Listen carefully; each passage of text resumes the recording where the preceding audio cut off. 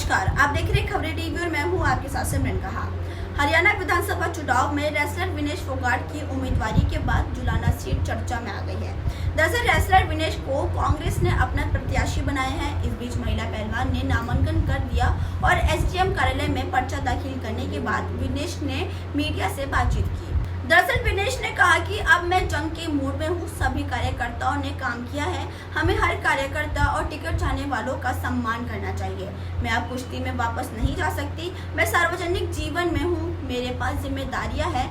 मैं full time politician हूँ। मैं ये नहीं देखती कि मेरा प्रतिनिधित्व कौन है, मैं देखती हूँ कि उसकी कमजोरी क्या है। वहीं विनेश ने बीजेपी पर निशाना साधते हुए कहा कि गोपाल कांड को समर्थन देना दिखता है कि भाजपा हमेशा अपराधियों के साथ है। जिंद जिले की जुलाना सीट से कांग्रेस के विनेश फोगाट बीजेपी के कैप्टन योगेश बैगारी और बीजेपी के अपने मौजूदा विधायक अमरजीत सिंह ढांडा को मैदान में उतारा है। आम आदमी पार्टी ने कविता दलाल को टिकट दे दिया है। अब जुलाना की लड़ाई में दो महिला पहलवान के साथ पूर्व पायलट और एक बार के विधायक अमरजीत सिंह ढांडा मैदान में है। जिंद जिले की इस सीट पर बीजेपी को कभी जीत नहीं मिली है। कांग्रेस इस सीट पर 2005 में जीती थी। आम आदमी पार्टी ने इस सीट से WWE महिला रेसलर कविता दलाल पर दावा खेला है। कविता दलाल कुछ समय पहले आम आदमी पार्टी में शामिल हुई थी। जिंद जिले की रहने वाली कविता यूपी के बागपत जिले में स्थित बिजवाड़ा गांव की बहू है। वह WWE में भारत की पहली महिला रेसलर है। कविता ने पिछले दिनों सूट सलवार में रेसलिंग करके सुर्खियां बटोरी थी। विनेश के नामांकन में दिए गए चुनावी हलफनामों के मुताबिक पूर्व भारतीय पहलवान और वर्तमान में कांग्रेस उम्मीदवार विनेश फोगाट की कुल सालाना आय वित्त वर्ष 2023-24 के लिए 13,88,152 रुपए है। वही इनके पति सोमवीर राठी की सालाना इनकम 3,44,220 रुपए है। विनेश फैमिली के पास कुल कैश 2,10,000 रुपए है। इसके अलावा विनेश का एक्सिस, SBI और ICICI बैंक में अकाउंट है, जिसमें करीब 40 लाख रुपए डिपॉजिट है। जबकि उनके पति के पास 2 अकाउंट है और एक बैंक में 48,000 रुपए की FD है। हरियाणा विधानसभा चुनाव में रेसलर विनेश फोगाट की उम्मीदवारी के बाद जुलाना सीट चर्चा में आ गई है।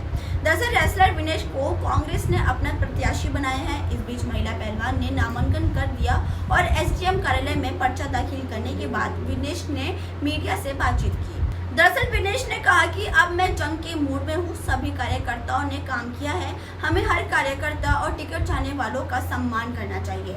मैं अब कुश्ती में वापस नहीं जा सकती। मैं सार्वजनिक जीवन में हूँ, मेरे पास जिम्मेदारियां हैं। मैं फुल टाइम पॉलिटिशियन हूँ। मैं ये नहीं देखती कि मेरा प्रतिनिधित्व कौन है, मैं देखती हूँ कि उसकी कमजोरी क्या है। वहीं विनेश ने बीजेपी पर निशाना साधते हुए कहा कि गोपाल कांड को समर्थन देना दिखता है कि भाजपा हमेशा अपराधियों के साथ है।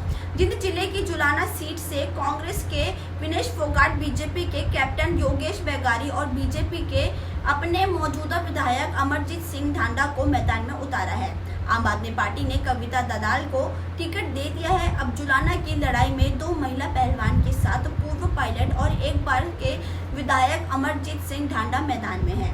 जिंद जिले की इस सीट पर बीजेपी को कभी जीत नहीं मिली है। कांग्रेस इस सीट पर 2005 में जीती थी। आम आदमी पार्टी ने इस सीट से WWE महिला रेसलर कविता दलाल पर दावा खेला है। कविता दलाल कुछ समय पहले आम आदमी पार्टी में शामिल हुई थी। जिंद जिले की रहने वाली कविता यूपी के बागपत जिले में स्थित बिजवाड़ा गांव की बहू है। वह WWE में भारत की पहली महिला रेसलर है। कविता ने पिछले दिनों सूट सलवार में रेसलिंग करके सुर्खियां बटोरी थी। विनेश के नामांकन में दिए गए चुनावी हलफनामों के मुताबिक पूर्व भारतीय पहलवान और वर्तमान में कांग्रेस उम्मीदवार विनेश फोगाट की कुल सालाना आय वित्त वर्ष 2023-24 के लिए 13,88,152 रुपए है। वही इनके पति सोमवीर राठी की सालाना इनकम 3,44,220 रुपए है। विनेश फैमिली के पास कुल कैश 2,10,000 रुपए है।